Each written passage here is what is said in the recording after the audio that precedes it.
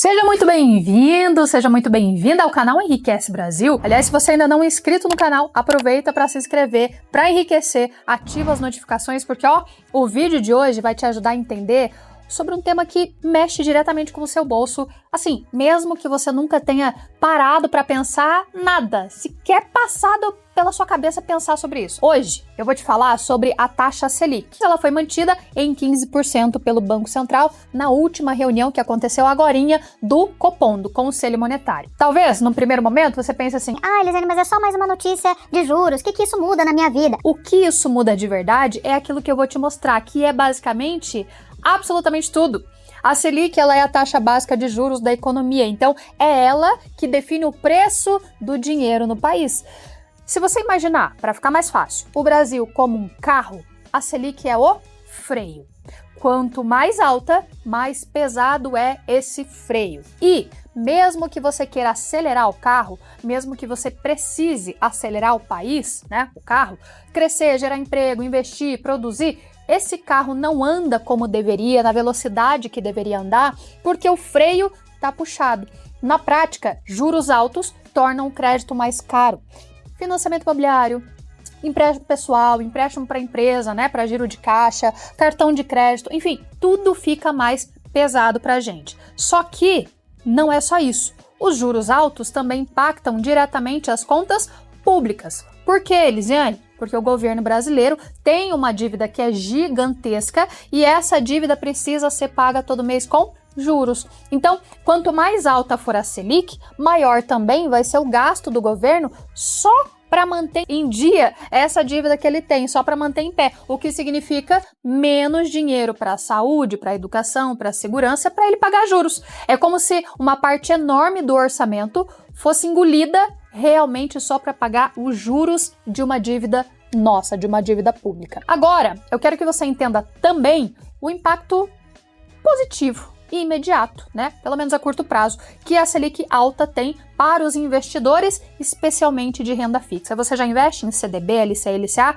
Conta aqui para mim aqui embaixo. Veja, agora com a Selic alta, se a gente for considerar R$1.000 aplicados em diferentes opções, a gente vai ter o seguinte. Primeiro, na poupança com a Selic a 15%, teu rendimento continua em torno de 6% ao ano, o que é pouco demais, tá? Ainda mais se a gente considerar que a inflação é em torno de 5 e 5,5% ao ano. Sobra o quê? 1% para você. Se sobrar, tem alguns anos que a poupança nem consegue superar a inflação. Então esquece a poupança, mas só para você saber quanto rende. Se esses mesmos R$1.000 forem para o Tesouro Selic, aí a coisa começa a mudar. Você teria um rendimento bruto aí de 15% ao ano, mais uma taxa pequena. Líquido, você tem algo em torno de 12 a 12,5% e rendimento real, ou seja, descontada a inflação, em torno de 8%. Já os CDBs em bancos médios, normalmente bancos digitais, estão pagando em torno de 17,14% bruto, algo como 14% líquido com rendimento real ainda mais atrativo, certo? Em bancos grandes, ou seja, bancão tradicional, Banco do Brasil, Santander, Caixa, esses que têm agência aí na sua cidade. Aí esse retorno cai para em torno de 11,18% bruto e 9,22% líquido, que é, claro, bem menos competitivo. E se a gente fala de LCI e LCA, que são aplicações isentas de imposto de renda, pelo menos até o dia que eu gravo esse vídeo, aí os rendimentos são ainda melhores. Alguns casos chegam aí a rendimento real, ou seja, descontado a inflação de 11% ao ano. É coisa pra caramba, considerando que é uma aplicação de baixíssimo risco, tá? Ou seja, se você tem dinheiro para investir, o cenário ele até parece favorável e ele é a curto prazo, mas eu também vou te trazer aqui um outro lado da moeda. O que acontece com quem precisa de crédito? Ou seja, quem depende de capital de giro para manter, por exemplo, uma empresa, a empresa que você trabalha, funcionando.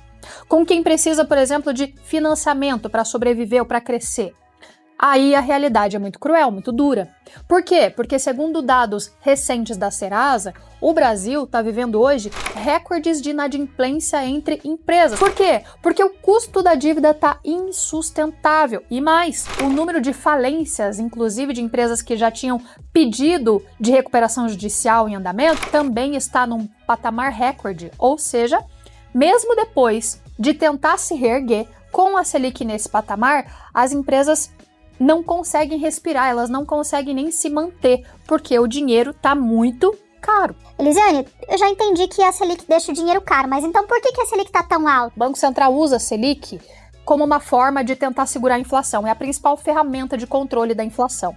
Ou seja, quando os preços estão subindo demais, a solução é encarecer o crédito, esfriar a economia. Lembra do carro? Frear o consumo. Esse é o papel da Selic.